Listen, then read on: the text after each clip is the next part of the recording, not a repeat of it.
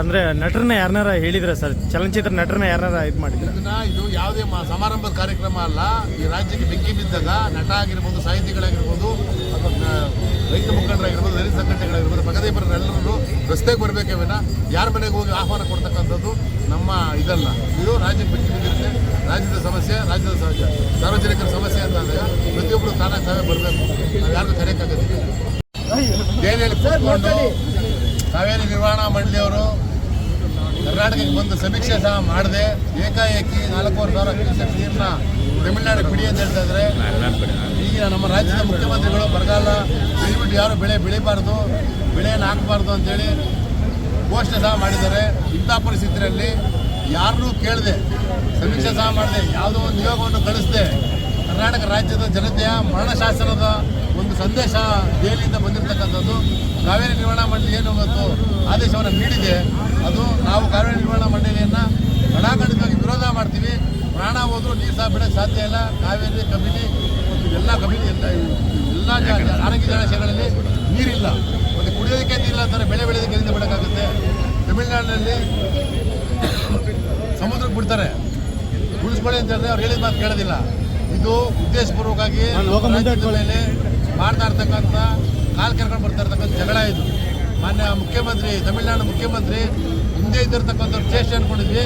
ಇವರು ಅದಕ್ಕಿಂತ ದೊಡ್ಡ ಚೇಷ್ಟೆ ಅಂತ ಕಾಣುತ್ತೆ. ವಿಜಯ್ ಅವರು ದಯಮಾಡಿ ನೀವು ನಮ್ಮ ರಾಜ್ಯಕ್ಕೆ ಬರೋದು ಬೇಡ, ಈ ಸಿನಿಮಾ ನೋಡೋದು ಇಲ್ಲ. ನಾವು ಇದೇ ರೀತಿ ಮುಂದುವರೆದ್ರೆ ನೀವು ಇಲ್ಲಿರ್ತಕ್ಕಂಥ ತಮಿಳರೆಲ್ಲ ಕರ್ನಾಟಕದಿಂದ ಬದ್ದುವಡಿಸ್ಬೇಕಾಗುತ್ತೆ ಅಂತ ಹೇಳ್ತೀನಿ. ಅದ್ರ ಜೊತೆಗೆ ಇಲ್ಲಿರ್ತಕ್ಕಂಥ ತಮಿಳರು ಈಗಾಗಲೇ ನಿನ್ನೆ ಮನೆಯಲ್ಲಿ ನೋಡ್ತಾ ಇದ್ದೀರಿ. ಇಲ್ಲಿ ನಾವು ನಮ್ಮ ರಾಜ್ಯ ಸರ್ಕಾರದ ತೆರಿಗೆ ಕಟ್ಟಿರ್ತಕ್ಕಂಥ ಸಮುದಾಯ ಭವನವನ್ನು ತಮಿಳುನಾಡಿನ ಪೆರಿಯಾರ್ ಹೆಸರನ್ನ ಇಡಬೇಕು ಅಂತ ಹೇಳ್ಬಿಟ್ಟು ಒಂದು ಗಲಾಟೆ ಆಗಿದೆ. ಈ ಚೇಷ್ಟೆಗಳನ್ನೆಲ್ಲ ತಮಿಳರು ದಯಮಾಡಿ ಬಿಡಬೇಕು.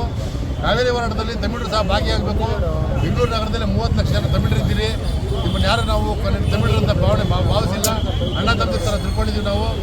ನೀವು ನಮ್ಮ ಜೊತೆ ಮುಂದಾಗಿ ನಮ್ಮ ಕನ್ನಡಿಗರು, ನೀವು ಕಾವೇರಿ ನೀರನ್ನು ಕುಡಿತೀರಿ, ತಮಿಳ್ನಾಡಿಗೆ ಹೋಗಿ ಓಟ್ ಹಾಕ್ತೀರಾ, ಇಲ್ಲಿ ಬಂದು ಜೀವನ ಮಾಡ್ತೀರಾ, ನಿಮಗೆ ನಾಚಿಕೆ ಆಗಬೇಕು.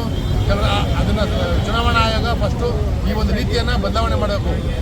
ಉಳ್ಕೊಳ್ಳೋದು ಕರ್ನಾಟಕದಲ್ಲಿ ಹೊರಗಡೆ ಬಿಹಾರ, ಒರಿಸ್ಸಾ ಈ ಥರ ನೋಡಿದ್ದೀರಿ ಭಾಳಷ್ಟು. ಚುನಾವಣೆ ಬಂದರೆ ಅಲ್ಲಿಗೋಗಿ ಓಟ್ ಹಾಕ್ತಾರೆ, ಎಲ್ಲ ಸವಲತ್ತುಗಳನ್ನ ಕರ್ನಾಟಕದಲ್ಲಿ ಪಡ್ಕೊಳ್ತಾರೆ.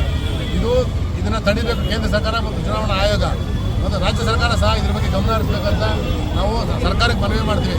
ಆಮೇಲೆ ಸರ್ಕಾರಕ್ಕೆ ಏನು ಎಚ್ಚರಿಕೆ ಕೊಡ್ತಾ ಇದ್ದೀವಿ ಅಂತ ಹೇಳಿದ್ರೆ, ನೀವು ಸುಗ್ರೀವಾಜ್ಞೆಯನ್ನು ಹೊಡಿಸಿ ದಯಮಾಡಿ ಯಾವುದೇ ನಿರ್ವಹಣಾ ಮಂಡಳಿಗೂ ಬೆಲೆ ಕೊಡಬೇಡಿ. ಜನ ನಾವು ಬದುಕಿದ್ರೆ ತಾನೇ ರಾಜ್ಯ ಇರುತ್ತೆ. ಜನಗಳ ಸತ್ತ ಮೇಲೆ ಏನು ಮಾಡೋಕ್ಕಾಗತ್ತೆ? ದಯಮಾಡಿ ರಾಜ್ಯ ಸರ್ಕಾರದ ಗಟ್ಟಿಗಳು ತಗೋಬೇಕು.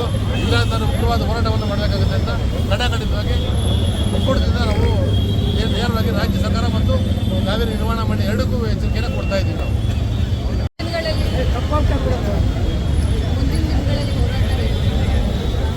ನಾವು ಪ್ರತಿನಿತ್ಯ ಹೋರಾಟ ಮಾಡೇ ಮಾಡ್ತೀವಿ. ಇದ್ರ ಹೋರಾಟ ಯಾಗಿರುತ್ತೆ ಅಂತ ಹೇಳಿದ್ರೆ ಮುಖ್ಯವಾಗಿ ನಾವು ಶಾಂತಿಯಿಂದ ಹೋರಾಟವನ್ನು ಮಾಡ್ತಾ ಇದ್ದೀವಿ. ದಯಮಾಡಿ ನೀವು ಮಾಧ್ಯಮದ ಮುಖಾಂತರ ನೀವು ತಿಳ್ಕೊಂಡಿದ್ರಿ. ತಮಿಳುನಾಡಿಂದ ಯಾರೋ ಒಬ್ಬರು ಬಂದಿಲ್ಲ ಇಲ್ಲಿ ಸಮೀಕ್ಷೆ ಮಾಡಲಿಕ್ಕೆ, ಕೇಂದ್ರದಿಂದಲೂ ಯಾರೂ ಬರಲಿಲ್ಲ, ಕಾವೇರಿ ನಿರ್ವಹಣಾ ಮಂಡಳಿಯವರು ಯಾರೂ ಬರಲಿಲ್ಲ.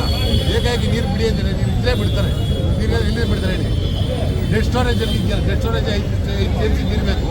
ಇರ್ತಕ್ಕಂಥ 14 TMC ನೀರು 7 TMC ಕುಡಿಯೋದಕ್ಕೆ ಉಪಯೋಗಿಸ್ಕೋಬೇಕು ಅಂತಂದರೆ 5 TMC ನೀರನ್ನ ತಮಿಳುನಾಡು ಬಿಟ್ಬಿಡಿ ಅಂತ ಹೇಳಿದ್ರೆ, ನಾವು ಮಂಡ್ಯ ಜಿಲ್ಲೆ, ಹಳೆ ಮೈಸೂರು ಭಾಗದ ಜನಗಳಿಗೆ ಏನು ಮಾಡಬೇಕು? ನಿಮ್ಮಲ್ಲಿ ಡ್ಯಾಮ್ ಇಲ್ವಾ? ಕುಡಿಯೋಕ್ಕೆ ನೀರು ಇಲ್ವಾ? ನಿಮ್ಮಲ್ಲಿ ಮಳೆ ಬರ್ತಾ ಇಲ್ಲ? ತಮಿಳುನಾಡಲ್ಲಿ ಮೊನ್ನೆಲ್ಲ 30 ತಿಂಗಳ ಮಳೆ ಬಂದಿದೆಯಲ್ಲ, ಕರ್ನಾಟಕದಲ್ಲಿ ಮಳೆ ಬಂದಿದೆಯಾ? ಇಡೀ 31 ಜಿಲ್ಲೆಯಲ್ಲಿ 18ರಿಂದ 22 ಜಿಲ್ಲೆಗಳು ಬರಗಾಲ ಪೀಡಿತ ಜಿಲ್ಲೆಗಳಾಗಿದ್ದಾವೆ ಅಂತ ಘೋಷಣೆ ಮಾಡಿದ್ದಾರೆ ಮುಖ್ಯಮಂತ್ರಿಗಳು. ನಿಮ್ಗೆ ಅಷ್ಟು ಜ್ಞಾನ ಇಲ್ವಾ? ತಮಿಳುನಾಡಿನ ಮಂತ್ರಿಗಳಿಗೆ, ತಮಿಳುನಾಡಿನ ಅಧಿಕಾರಿಗಳಿಗೆ, ತಮಿಳುನಾಡಿನ ಮಾಧ್ಯಮಗಳಿಗೆ ಮತ್ತು ಕಾವೇರಿ ನಿರ್ವಹಣಾ ಮಂಡಳಿಗೆ, ದೆಹಲಿಯಲ್ಲಿರ್ತಕ್ಕಂಥ ಕೇಂದ್ರ ಸರ್ಕಾರಕ್ಕೆ ಗೊತ್ತಾಗೋದಿಲ್ವ ಇದೆಲ್ಲ? ದಯಮಾಡಿ ಕನ್ನಡಿಗರ ಮೇಲೆ, ಕರ್ನಾಟಕದ ಮೇಲೆ ದಾಳಿ ಮಾಡೋದನ್ನು ಬಿಡಿ. ಇಲ್ಲಾಂದರೆ ನಮ್ಮನ್ನು ಸಹ ನೀವು ಕೆರಳಿಸ್ಕೊಂಡ್ರೆ ತಮಿಳಿಗರನ್ನ ಇಲ್ಲಿಂದ ನೀವು ಕರ್ಕೊಳ್ಳಿ, ಆಯ್ತಾ? ಇಲ್ಲ ಅಂದರೆ ಗಂಭೀರವಾಗಿ ತಮಿಳರು ಸುಮ್ಮನೆ ಇರಬೇಕು. ತಮಿಳರು ಸಹ ಕಾವೇರಿ ಹೋರಾಟಕ್ಕೆ ಬರಬೇಕು ಅಂತೇಳಿ ನಾನು ಈ ಮೂಲಕ ಮನವಿ ಮಾಡ್ತೀನಿ.